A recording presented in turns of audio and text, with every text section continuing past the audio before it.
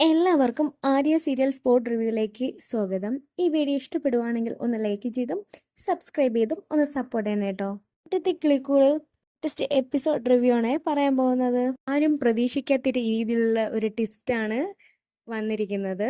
അങ്ങനെ മനസ്സിലെ എല്ലാ പിണക്കങ്ങളും മാറ്റിവെച്ച് നിധി വീണ്ടും കിളിക്കൂടിലേക്ക് എത്തിയിട്ടുണ്ട്. ഹോസ്റ്റലിലെ ഏകാന്തതകളിൽ ഇരുന്ന നിധി തിരിച്ച് കിളിക്കൂടിലെത്തിയപ്പോൾ സന്തോഷകരമായ ഒരു ജീവിതമാണ് നിധി കാണുന്നത്. പക്ഷേ സുധീഷിനോട് എന്നും അടങ്ങാത്ത ഒരു ദേഷ്യം ഉണ്ടായിരുന്നു നിധിക്ക്. നിധിയോട് മാപ്പ് പറഞ്ഞ സുധീഷിനെ അംഗീകരിക്കാൻ നിധിക്ക് ഒട്ടും കഴിഞ്ഞില്ല. എന്നിരുന്നാലും പഴയ നിമിഷങ്ങളെല്ലാം നിധിയുടെ മനസ്സിലൂടെ കടന്നു പോയിക്കൊണ്ടേയിരുന്നു. നിധി തിരിച്ചു എത്താൻ തന്നെ കാരണം ആ നികേഷിന്റെ ഒരു ഫോൺ കോൾ ആയിരുന്നു. ഈ ബാധിച്ച് അവശനായ നികേഷ് ഫോൺ വിളിക്കുമ്പോൾ തന്റെ ഏട്ടത്തിയായ നിധിക്ക് അതൊട്ടും സഹിക്കാൻ കഴിഞ്ഞില്ല. അവനൊട്ടും സുഖമില്ല എന്ന് കരഞ്ഞു പറഞ്ഞപ്പോൾ നിധിക്ക് ഒട്ടും തന്നെ അത് താങ്ങാൻ കഴിഞ്ഞിരുന്നില്ല. ഏട്ടത്തി പോയതോടെ ഈ വീട്ടിലെ സമാധാനം പോയി. എല്ലാവരും ഓരോ വഴിക്കാണ് നടക്കുന്നത്. എനിക്ക് പനിയാണ് ഏട്ടത്തി, നോക്കാൻ പോലും ആരുമില്ല എന്നൊക്കെയുള്ള നികേഷിന്റെ വാക്കുകൾ കേട്ട് നിധിക്ക് അതൊട്ടും താങ്ങാൻ കഴിഞ്ഞിരുന്നില്ല. അത് കാരണം നിധിയുടെ മനസ്സ് ഒന്നിടറി. പിറ്റേന്ന് രാവിലെ തന്നെ നിധി കിളിക്കൂട്ടിലേക്ക് ഓട്ടോയിൽ വന്നെത്തുന്നു. നിധി വന്നിറങ്ങുന്ന സമയത്ത് സുധീഷിന്റെ അച്ഛൻ മുമ്പിൽ തന്നെ ഇരിപ്പുണ്ടായിരുന്നു. സുധീഷിന്റെ അച്ഛന് എങ്ങുമില്ലാത്തൊരു സന്തോഷമായിരുന്നു. നിധി വീട്ടിലേക്ക് തിരിച്ചെത്തിയല്ലോ അതോർത്ത് സന്തോഷം തന്നെയായിരുന്നു. പക്ഷേ ഭാസ്കരനെ ഒന്ന് നോക്കിയതിന് ശേഷം നിധി ഒന്നും മിണ്ടാതെ അകത്തേക്ക് ചെന്നു. നിധിയെ കണ്ടതിൽ ഹരീഷിനും സുധീഷിനും എല്ലാം ഒത്തിരി സന്തോഷം തോന്നുന്നുണ്ട്. സുധീഷിനാണെങ്കിൽ ഒട്ടും തന്നെ വിശ്വസിക്കാനേ പറ്റുന്നില്ല. ഇത് സ്വപ്നമാണോ സുധീഷിന് തോന്നിപ്പോയി. അതിനുശേഷം നിധി നികേഷിന്റെ അരികിലേക്ക് അവൻ പനിച്ചു വിറച്ച് കിടക്കുമായിരുന്നു. ആ സമയം അവൻ ഏട്ടത്തിയെ കണ്ടപ്പോൾ ഭയങ്കര സന്തോഷം തോന്നുന്നുണ്ട്. ഏട്ടത്തി വന്നല്ലോ, ഇനി എനിക്കൊരു കുഴപ്പവുമില്ല, ഇനി മരുന്നൊന്നും വേണ്ടാന്ന് നികേഷ് പറയുന്നുണ്ട്. വീട്ടില് വീണ്ടും സന്തോഷം നിറയുകയാണ്. അതുപോലെ തന്നെ സുഭാഷ് ചായ ഉണ്ടാക്കാൻ വേണ്ടി കിച്ചണിലേക്ക് പോയിട്ടുണ്ടായിരുന്നു. ബാക്കി എല്ലാവരും സ്നേഹത്തോടെ നിധിയെ തന്നെ നോക്കി നിന്നു.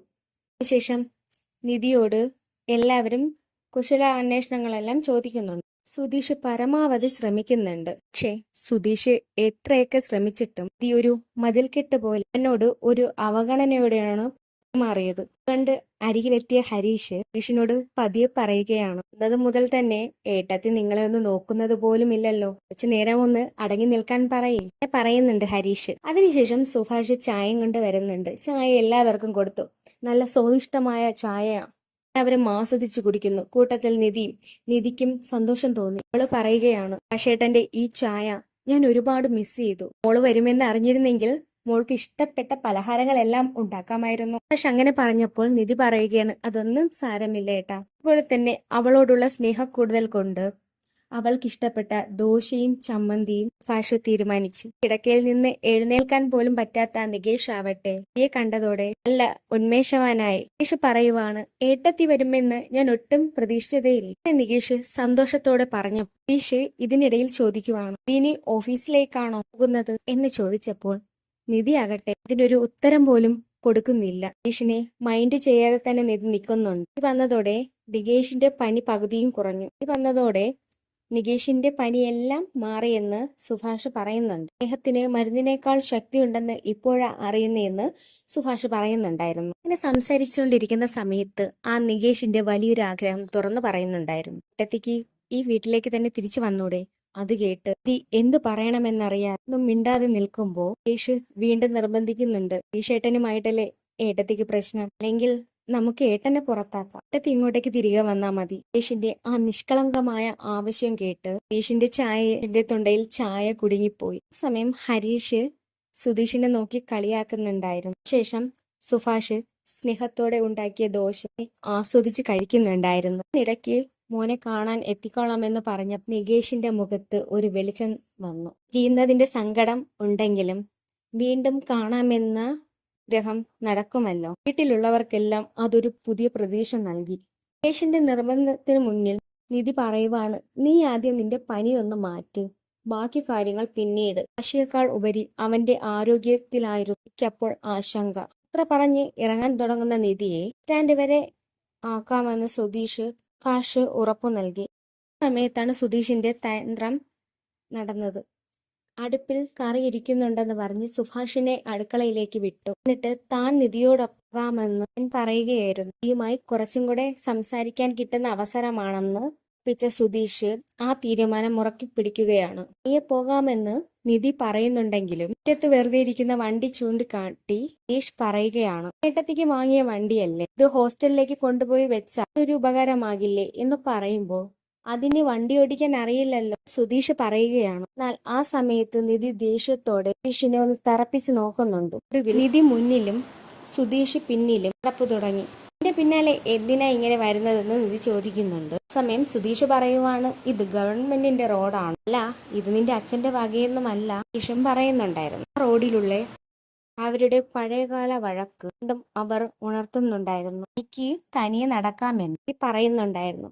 താൻ തനിയെ നടക്കുന്ന സമയത്ത് താൻ കൂടെ ഉണ്ടായിരുന്നു എന്നുള്ള കാര്യം മറക്കണ്ട എന്നും സുധീഷ് പറയുന്നുണ്ടായിരുന്നു. എന്നാൽ തന്റെ വാക്ക് നിധിയുടെ ഉള്ളിൽ എവിടേക്കോ ഒരു പുഞ്ചിരി വിടർത്തുന്നുണ്ടായിരുന്നു. കാര്യം സുധീഷ് തിരിച്ചറിയുന്നു.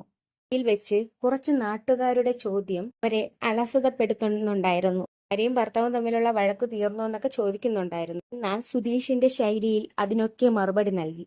ഇത് ഒരു പരിധിക്കപ്പുറം അവരെ വല്ലാണ്ട് വിഷമിപ്പിക്കുന്നുണ്ടായിരുന്നു. ഇവിടെ സ്ത്രീകൾ വാഴില്ല എന്ന വഴിയിലൂടെ പോയ ഒരു സ്ത്രീയുടെ പരിഹാസം കൂടെ കേട്ടപ്പോൾ ഭാഷേട്ടൻ മുമ്പൊരിക്കൽ പറഞ്ഞ കാര്യങ്ങളെല്ലാം നിധി ഓർത്തെടുത്തു. പാപങ്ങൾ പേറുന്ന ആ വീടിന്റെ ദുരവസ്ഥയോർത്ത് എനിക്ക് സഹതാപം തോന്നി. താൻ കാരണം വീട്ടിന് ചീത്തപ്പേരായതിൽ എനിക്ക് നല്ല വിഷമം ഉണ്ടായിരുന്നു. എന്നാൽ സുധീഷ് ആകട്ടെ നിധിയോട് പറയുന്നുണ്ടായിരുന്നു, ഞാൻ ആ വീട്ടിൽ നിന്ന് പോയാൽ നിധിക്ക് അങ്ങോട്ടേക്ക് തിരിച്ചെത്താൻ മതി, എനിക്കല്ലേ പ്രശ്നമുള്ളൂ. സുധീഷ് അങ്ങനെ പറയുന്നുണ്ടെങ്കിലും മുന്നിൽ അകന്നു നിൽക്കാൻ എന്ന് പറയുന്നുണ്ടെങ്കിലും സുധീഷിന്റെ സൗണ്ട് ഒന്ന് ഇടറ്.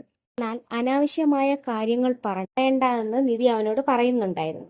അതിൽ ദേഷ്യമുണ്ടെങ്കിലും തന്നെ സുധീഷ് ആ വീട് വിട്ടു പോകുന്നതിൽ നിധിക്കും വിഷമം താങ്ങാൻ കഴിയില്ലായിരുന്നു. സുധീഷ് തന്റെ ഉള്ളിലെ വിഷമങ്ങളെല്ലാം നിധിക്ക് മുന്നിൽ കാഴ്ചവെച്ചു. അന്ന് ഞാൻ കള്ളു കുടിച്ചത് കൊണ്ടാണ് അങ്ങനെയൊക്കെ സംഭവിച്ചത്, നീ എന്നോട് ക്ഷമിക്കും നിധി. സുധീഷാണെങ്കിൽ നിധിയോട് കെഞ്ചി പറഞ്ഞു. കലയിലെ വീട്ടിൽ കഴിഞ്ഞപ്പോൾ ഞാൻ മാന്യമായിട്ടല്ലേ നിധിയോട് പെരുമാറിയത്. കാര്യം സുധീഷ് നിധിയെ ഓർമ്മിപ്പിച്ചു. സുധീഷ് ക്ഷമ ചോദിച്ചിട്ടും നിധി ഒന്നും മിണ്ടാതെ നിന്നു. നിധിയാണെങ്കിൽ അവിടെ നിന്ന് ഒരു ഓട്ടോയിൽ കയറിപ്പോയി. സുധീഷാണെങ്കിൽ ചിന്തിക്കുവാണ്, തന്റെ വാക്കുകളെല്ലാം പാഴായി പോയല്ലോ എന്ന് വിഷമിച്ച് നിൽക്കുവാണ്. സുധീഷും അങ്ങനെ വല്ലാണ്ട് നിരാശയിലായി. എന്നാൽ ഓട്ടോയിൽ കൊണ്ടിരുന്നപ്പോൾ നിധി ആ വീട്ടുകാരെ പരിഹസിച്ചവരെയും എല്ലാം അവൾ ഓർത്ത് അവൾ നീറുന്നുണ്ടായിരുന്നു. ആ പരിഹാസങ്ങളെല്ലാം താങ്ങുന്നതിലും അപ്പുറമായിരുന്നു. എന്നാൽ സുധീഷ് വൈകുന്നേരമായപ്പോൾ നിധിയെ ഓഫീസിൽ നിന്ന് ഹോസ്റ്റലിലേക്ക് പോകുന്ന നിധിയെ കാത്തു നിൽക്കുന്നുണ്ടായിരുന്നു. സുധീഷ് ഹോസ്റ്റലിന് മുന്നിൽ നിൽക്കുന്നുണ്ടായിരുന്നു. നിധിയാണെങ്കിൽ ദേഷ്യത്തോടെ സുധീഷിന്റെ അടുത്തെത്തി. കുറ്റബോധം കൂടുംതോറും സുധീഷ് പറയുന്നുണ്ട്, ഞാനൊരു മാനം കെട്ടവൻ ആയതുകൊണ്ടല്ലേ എന്നെ ഒരു വിലയും ഇല്ലാത്ത അതൊക്കെ സുധീഷ് പറയുന്നുണ്ട്. ഒപ്പിക്കൊണ്ട് സുധീഷ് നിധിയോട് പറഞ്ഞു, എനിക്ക് വേണ്ടിയല്ലെങ്കിലും ആ വീട്ടിലുള്ളവർക്ക് വേണ്ടിയെങ്കിലും നീ ആ വീട്ടിലേക്ക് തിരിച്ചെത്തണം. നിധി പോയതോടെ ആ വീട്ടിലെ വെളിച്ചം അണഞ്ഞതും എല്ലാവരും നിശബ്ദരായെന്നും സുധീഷ് വേദനയോടെ വിവരിച്ചു. ഒരു വീടിനെ വീടാക്കി മാറ്റി നിധിയാണ് എന്ന് തിരിച്ചറിവ് സുധീഷിന് വല്ലാതെ അസ്വസ്ഥനായി. രാവിലെ പറഞ്ഞതുപോലെ താൻ ആ വീട്ടിൽ നിന്ന് പോയാൽ തിരികെ വരുമോ എന്ന് സുധീഷ് വീണ്ടും ചോദിച്ചപ്പോൾ പ്രതീക്ഷിക്കാത്ത നിമിഷത്തിലാണ് ആ മറുപടി നൽകിയത്. സുധീഷേ, നിങ്ങൾ ആ വീട് വിട്ടു പോയാൽ ഞാൻ അങ്ങോട്ടേക്ക് തിരികെ വരാമെന്ന് നിധി സമ്മതിക്കുകയാണ്. എന്നാൽ നിധിയുടെ ആ വാക്കുകൾ കേട്ട സുധീഷ് ആകെ അമ്പരന്ന് നിന്നുപോയി. തന്റെ ചോദ്യത്തിന് ഇത്രയും പെട്ടെന്ന് തന്നെ നിധി മറുപടി നൽകി സന്തോഷവതിയായിരുന്നു. അയാൾക്ക് മാത്രമാണ് അവിടെ സ്ഥാനമില്ലാത്തത് ഉറപ്പിച്ച് തന്നെ സുധീഷിനോട് പറഞ്ഞു. സുധീഷ് വീട്ടിലില്ലെങ്കിലും നിധിക്ക് വരാൻ ഒരു കുഴപ്പവുമില്ലെന്ന് നിധി തറപ്പിച്ച് പറഞ്ഞു. ഇത് വിശ്വസിക്കാനാവാതെ നിൽക്കുന്നുണ്ട് സുധീഷ്. അങ്ങനെയെങ്കിലും തനിക്ക് പ്രിയപ്പെട്ടവൾ തിരിച്ചെത്തുമല്ലോ എന്ന തിരിച്ചറിവ് അവനെ സന്തോഷവും ഓർമ്മയും കൊണ്ട് നിറച്ചു. സുധീഷ് വീട്ടിൽ നിന്ന് പോകാമെന്ന് നിധിയോട് പറഞ്ഞെങ്കിലും എന്നാൽ ആ സമയം സുധീഷ് പറയുവാണ്, വാക്കു മാത്രമല്ല തന്റെ പ്രവൃത്തി കൊണ്ടുകൂടി സുധീഷിന്റെ വില മനസ്സിലാക്കിപ്പിക്കണം എന്ന് സുധീഷിന് തോന്നുന്നുണ്ടായിരുന്നു. എങ്ങോട്ടെങ്കിലും പൊയ്ക്കോളാം എന്ന് സുധീഷ് വീണ്ടും പറഞ്ഞു. ഞാൻ പോയാൽ ഉടനെ തിരിച്ചു വരില്ലെന്ന് അതാണ് ഉറപ്പെന്ന് നിധിയുടെ ചോദ്യത്തിൽ വന്നാൽ എന്നെ ചെരുപ്പെടുത്ത് തല്ലിക്കോ എന്ന് സുധീഷും പറയുന്നുണ്ടായിരുന്നു. ആത്മവിശ്വാസമായ ആ വാക്കുകൾ കേട്ട് കേട്ടപ്പോൾ നിധിയുടെ ഉള്ളിലെ ആ ദേഷ്യം അങ്ങ് കെട്ടണഞ്ഞു. നിധിയുടെ ആ ചെറിയ പുഞ്ചിരി കണ്ടപ്പോൾ സുധീഷിന്റെ മനസ്സിൽ വലിയൊരു ആശ്വാസം തോന്നിക്കുമ്പോൾ നിധി എത്ര സുന്ദരിയാണെന്ന് സുധീഷ് മനസ്സിൽ ഓർത്തുപോയി. എന്നാണ് സുധീഷ് ആ രസകരമായ കാരണം കൂടെ അറിയിച്ചത്. പിന്നെ നിധിക്ക് വേണ്ടി പണിയുന്ന ആ ബാത്റൂമിന്റെ പണി ഏകദേശം കഴിഞ്ഞിട്ടുണ്ട്. വന്നില്ലെങ്കിൽ പിന്നെ അത് ആരുപയോഗിക്കുക? കൂടിയ ടൈലുകളും പെയിന്റും അടിച്ച ആ ബാത്റൂം നിധിയെ കാത്തിരിക്കുവാണെന്ന് സുധീഷ് തമാശ രൂപേണ പറഞ്ഞു നിധിയോട്. അത് നിധിക്ക് വേണ്ടി മാത്രമുള്ളതാണ്. വീട്ടിലുള്ള ആണുങ്ങൾ ആരും അങ്ങോട്ട് തിരിഞ്ഞു നോക്കാറില്ല കളിയായി പറഞ്ഞു. എങ്കിലും തന്റെ തീരുമാനത്തിൽ നിധി മാറ്റം വരുത്തിയില്ല. സുധീഷ് വീട് വിട്ട് പോയിട്ട് വിളിച്ചാൽ മതിയെന്ന്. അതിനുശേഷം വരാമെന്ന് നിധി ഉറപ്പു നൽകി. എല്ലാം ഓക്കെ ആണോ എന്ന് ചോദിച്ച നിധിയോട് നിധി ഓക്കെ പറഞ്ഞു. എല്ലാം ഓക്കെ ആണല്ലോ എന്ന സുധീഷ് നിധിയുടെ വാക്കുകൾക്ക് ഓക്കെ ആണെന്ന് പറഞ്ഞ് ആ പുഞ്ചിരി കണ്ട് സുധീഷ് നിൽക്കുന്നുണ്ട് അവിടെ. നിധി അങ്ങോട്ടേക്ക് നടന്നു പോയിക്കൊണ്ടിരുന്നപ്പോൾ സുധീഷ് ആലോചിക്കുന്നുണ്ട്, നിധി ഒന്ന് തിരിഞ്ഞു നോക്കിയിരുന്നെങ്കിൽ അവളുടെ മനസ്സിലെ ദേഷ്യം മാറിയെന്ന് ഞാൻ കരുതാമായിരുന്നു എന്ന്. എന്നാൽ നിധി തന്റെ ഉറച്ച തീരുമാനത്തിലായിരുന്നു. എന്റെ ആത്മാഭിമാനത്തെ മുറുകെ പിടിച്ച നിധി ശ്രമിക്കുന്നുണ്ടായിരുന്നു. എന്നാൽ രാത്രിയായപ്പോൾ എല്ലാവരെയും അമ്പരപ്പിച്ചുകൊണ്ട് ഒരു ഓട്ടോറിക്ഷ ആ വീടിന് മുന്നിലെത്തി. ഇതിൽ നിന്നും ബാഗുമായി ഇറങ്ങുന്ന നിധിയെ കണ്ടപ്പോൾ സുധീഷിന്റെയും ഭാസ്കരന്റെയും മുഖം കൊണ്ട് വിടർന്നു. കൊണ്ട് നിൽക്കുന്ന ആ ഭാസ്കരന്റെ മുഖം കണ്ടപ്പോഴത്തേക്ക് ഒരു നിമിഷം ദേഷ്യം മിന്നിമാഞ്ഞു. പഴയ പോലെ സ്നേഹത്തോടും തമാശയോടും നിധിയെ എല്ലാവരും സ്വീകരിക്കുന്നുണ്ടായിരുന്നു. ഏട്ടത്തിയെ ആരതി ഒഴിഞ്ഞ് അകത്തേക്ക് കയറ്റണമെന്ന് നികേഷ് പറഞ്ഞെങ്കിലാണെങ്കിൽ അത് സ്നേഹപൂർവ്വം നിരസിച്ചു. നിമിഷങ്ങളെക്കാൾ ഉപരി വീട്ടിൽ നല്ല സമാധാനമായിരുന്നു അപ്പോൾ ആഗ്രഹിച്ചിരുന്നത്. കാൽ വെച്ച് അവൾ അകത്തേക്ക് കയറിയപ്പോൾ വീടിന്റെ ഐശ്വര്യം തിരികെ വന്നതുപോലെ എല്ലാവർക്കും തോന്നി. ശേഷം അകത്തേക്ക് വന്ന നിധിക്ക് സ്നേഹത്തോടെ വെള്ളം നൽകിയത് സുഭാഷാണ്. വെള്ളം കുടിച്ചു കഴിഞ്ഞുടനെ അവൾ ചോദിച്ചു. നിബന്ധനകളെ കുറിച്ചായിരുന്നു. ആരെവിടെ? വീട് വിട്ടു പോയി. സതീഷ് അവിടെ ഇല്ലെന്ന് ഉറപ്പിക്കാനായിരുന്നു നിധിയുടെ ആ ചോദ്യം. സതീഷ് ഏട്ടത്തിയുടെ മുറിയിലുണ്ടെന്ന് നികേഷ് പറഞ്ഞപ്പോൾ സുഭാഷിനത് വിശ്വസിക്കാനായില്ല. വീണ്ടും പ്രശ്നങ്ങൾ ഉണ്ടാക്കാനായിരുന്നു അവൻ അങ്ങോട്ടേക്ക് പോയതെന്ന് എല്ലാവരും കരുതി. സുഭാഷ് അങ്ങനെ സുധീഷിനെ വിളിക്കാൻ ഒരുങ്ങുന്നതിന് മുൻപേ തന്നെ ആ മുറിയിലേക്ക് നടന്നു. ഇവിടെ പാട്ട് കേട്ട് സുഖമായി കിടക്കുന്ന സുധീഷിനെയാണ് നിധി കണ്ടത്. സുധീഷിന്റെ മുന്നിൽ നിധി വന്ന് നിൽക്കുമ്പോൾ ഇതൊരു സ്വപ്നമാണോ എന്ന് സുധീഷ് ചിന്തിച്ചു. ഏട്ടത്തി തിരികെ വന്നെന്ന് നികേഷ് വിളിച്ചു പറഞ്ഞ സന്തോഷവും ഞെട്ടലും കൊണ്ട് സുധീഷ് കട്ടിലേക്ക് തന്നെ രക്തം കെട്ടതുപോലെ വീണു. ഹൃദയമിടിപ്പ് നിലച്ചു പോകുന്ന അത്രയും വലിയൊരു സർപ്രൈസ് ആയിരുന്നു ആ കാഴ്ച. നിങ്ങൾ വീട് വിട്ട് പോകാമെന്ന് പറഞ്ഞത് കൊണ്ടാണ് നിധി വന്നതെന്ന് ഉറപ്പിച്ച് പറഞ്ഞു. സമയത്ത് സുധീഷ് വല്ലാണ്ട് പതറി. ജോലിയും ലൈസൻസും ഇല്ലാതെ പുറത്ത് എങ്ങോട്ടാണ് പോകാനാണ് എന്നാലോചിച്ച് ഭ്രാന്ത് പിടിച്ച് പാട്ട് കേട്ടതാണെന്ന് സുധീഷ് പറഞ്ഞിട്ട് കൈകൂപ്പി മാപ്പ് പറഞ്ഞു. കാര്യം വിളിച്ചു പറയുമ്പോഴും നിധിയെ ഒരു നോക്ക് കാണാൻ പറ്റിയല്ലോ എന്നൊരു ആശ്വാസമാണ് സുധീഷ്. എടുത്ത് മുറിയിൽ നിന്നും അവൻ ഇറങ്ങിയപ്പോൾ എല്ലാവരും അത്ഭുതത്തോടെ സുധീഷിനെ നോക്കി നിന്നു. സുധീഷ് പേടിച്ചു വിറച്ച് പുറത്തേക്ക് ഓടുന്നത് കണ്ടു. എനിക്കാണെങ്കിൽ ചിരി അടക്കാനേ കഴിഞ്ഞിരുന്നില്ല. അഹങ്കാരിയായ സുധീഷിനെ കൊണ്ട് കൈകൂപ്പിച്ചു. അത് നിധിയുടെ ഉള്ളിൽ അതൊരു വലിയ സംതൃപ്തി നൽകി. ത്തേക്ക് വന്ന സുധീഷിനോട് നീ എന്തു ചെയ്യുകയായിരുന്നു എന്ന് ഗൗരവത്തിൽ സുഭാഷ് ചോദിക്കുന്നുണ്ടായിരുന്നു. സുധീഷ് വല്ലാണ്ട് പതറിപ്പോയി. ക്ഷമിക്കണം ഏട്ടാ, ഇടം വന്ന കാര്യം ഞാൻ അറിഞ്ഞതേയില്ല. അറിയാതെ പറ്റിപ്പോയതായിരുന്നു പറഞ്ഞു. സുധീഷ് അവിടെ നിന്ന് സ്കൂട്ടായി. വാക്കുകൾക്ക് ഇത്രത്തോളം ശക്തിയുണ്ട് പോലും അപ്പോഴാണ് തിരിച്ചറിഞ്ഞത്. എന്നാൽ